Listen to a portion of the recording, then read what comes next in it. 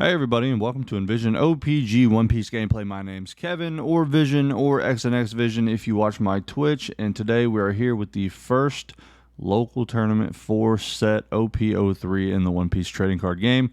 Really excited about it. I know you guys haven't seen me in a while. It's been a little bit, but we haven't been doing nothing. You know, we've been in the lab, we've been cooking, we've been playing in tournaments and regionals and things like that, and it's been a really great time. So we haven't just been sitting idly by waiting on the game to pass us, and this is the first round of the new locals for set 3 at Iron City Games between myself and Deunte. This is a fun matchup. Zoro versus Katakuri. Of course, I'm the Zoro main, kind of my guy. And Katakuri's really scary this set. If you don't know anything about him, he's really strong, and I think he's going to be super meta. And Deunte starts by playing the pudding. Look at the top 4 cards of your deck and reveal a Big Mom or Sanji. And he's going to grab the Sparrow, who's got a really neat KO effect. It's like a on KO search card. And I will go second. I did opt to go second. I think that's kind of the pace this format's headed, and I'm going to play the Curly Dodon to look for a red 1-drop, and I do find the Ezo, which is a new card, set 3 Searcher for Whitebeard Pirates. And Deunte is going to don up, draw his card, and I think he's probably looking to play the Sparrow here, and he does, and he's going to swing just 5. That's the first one, so I will gladly take that. I will don up and play my turn as well. Zoro's a little bit different this set than he was in set 2. A little bit slower. Still wants to get wide and get some big bodies on the board with the new Marco. You're playing a lot of Whitebeard Pirates in this build. And I'm going to play a second Curly Dodon to find another 1-drop. And I have a couple options there. It looks like Otama and Makino were my options. I'm going to play the Ezo here. Get some bodies on the board. And I was able to find the Marco blocker, which is a Whitebeard Pirate, so it's a perfectly fine target.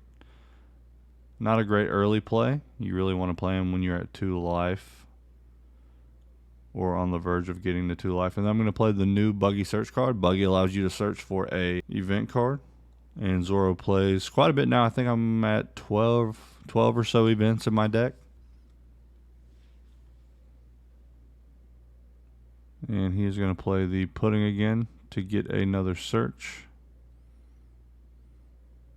He's going to pick up the Kaku Sovereignty here. That is the new 5k counter in yellow. 5k is a huge counter. That is massive. He's going to don up here. He's going to swing 7 face. And I actually believe this is where he said he was swinging 6. But it is a plus 1k when you don him up. He's going to check his top of his damage and put it at the bottom.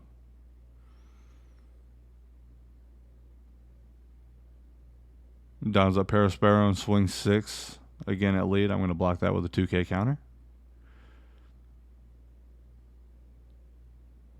We will don up. Draw a card here. And I've got some bodies on the board now, and so I'm really wanting to swing face. Pressures board pieces and just go wide. So I go as wide as possible. He's going to use his Sparrow on KO effect to get Brulé, the blocker for yellow, to his hand. I'm going to don up Dodon and swing 5 at his face.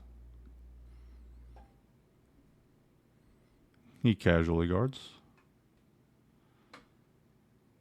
I'm going to don up my Buggy and swing 5. Buggy's also a really cool character. He cannot be KO'd by slash type. KO'd in battle by slash types.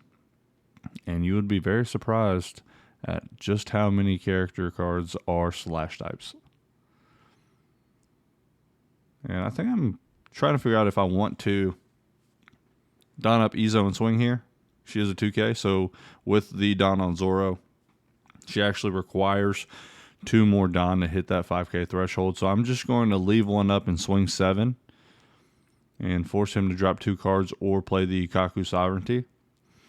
And that is exactly what he does. And I pass turn with 1 don up. I think I have a guard point or a radical beam or something in hand. So if I have to protect maybe one of the pieces that I like, I can do so.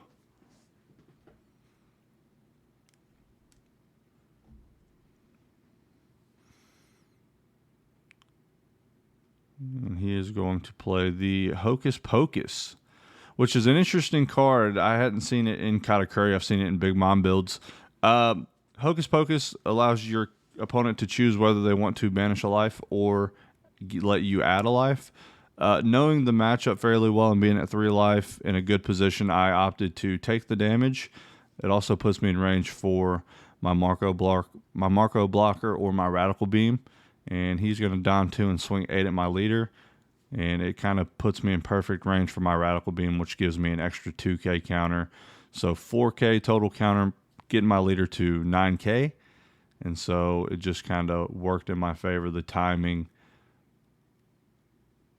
So I think in hindsight, he probably should have donned up first and then swung 8 instead of allowing me to hit the 2 damage threshold for my radical beam.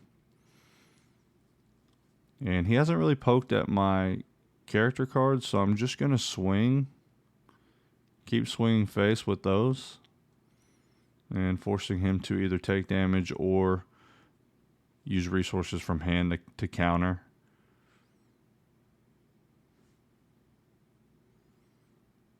He's going to take that buggy hit and go down to 2 life. He does trigger the Brulee block. And I'm deciding if I want to get rid of the blocker and force him to either take damage. And I do. I play Fire Fist just to get rid of a potential attacker and a blocker. I know Pudding's not much of a threat, but it was worth it to get the blocker off the field. And he does drop the Sanji 2K counter from hand. So it is worth it, just depleting his resources.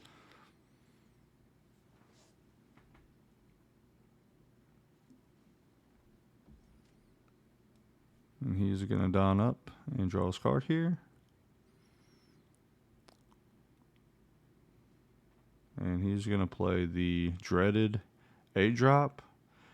And instead of putting one of my cards in my life, he opts to give himself a life. So he puts Pudding into his life. And that is what 8-drop does. Really, really annoying card, if I'm being honest. And he's just going to swing 7, I believe, at my face.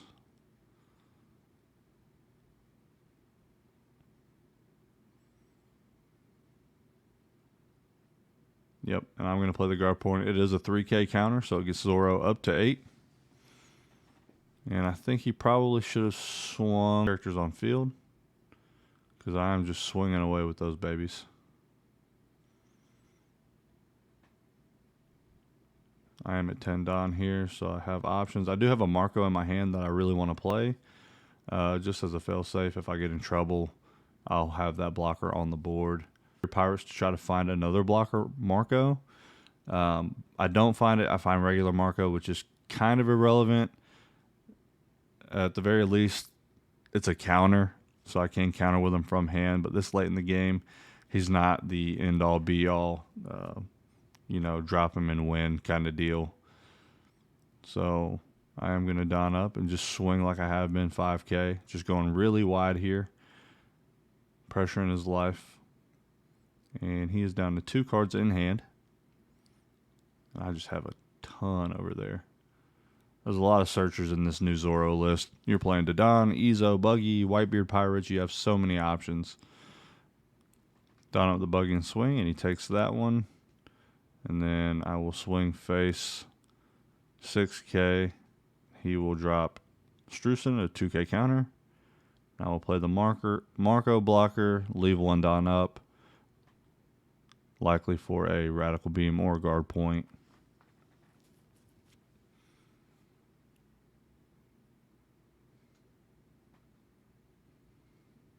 And so he's at 10 Don. I'm fully expecting a 10 drop mom here. So he's just going to swing base. 8K at my buggy. Oh, I should gladly take that. Yep. So he's starting to get some of my characters off the board. And knowing this is his last attack, I really do want to protect this because it's only a 3K counter. And I do have the guard point in hand. So I'm going to drop it to protect a potential attacker on the next turn. And he's going to play the 10 drop Big Mom. Well, now he plays the 10 drop Big Mom, and which allows him to add a life, and I have to banish one of my lives. So I'm down to 1. In a pretty good position, though, because he only has 2 cards in hand. And I'm really in the tank here because I think there's a good chance that I don't survive the crackback if he has an out to my Marco. So I was in the tank trying to figure out if I wanted to swing for game. I thought I'd swing 5 early, see what he does. He did take the first one, so that puts me in a little bit better position as far as going for it. And I swing 5 again to see what he does here. If he takes it, I don't know that I go for game. I might just try to search a blocker or play a blocker because I do believe I have one in hand. He's down to 2 cards, and I'm pretty sure they're not counters. I also have 2 Makino in hand, which is really important for the math because Izo is a 1-drop that I can buff. I think the biggest thing on my mind was whether or not I wanted to swing with Marco.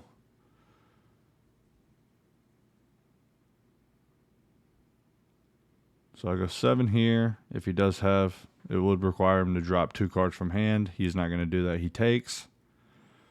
I have to make sure that both my next attacks, if I decide to go for game, hit at least 9K. So I Don up Marco, swing 9, leave 3 Don up to get my Izo to a 10. He does take. And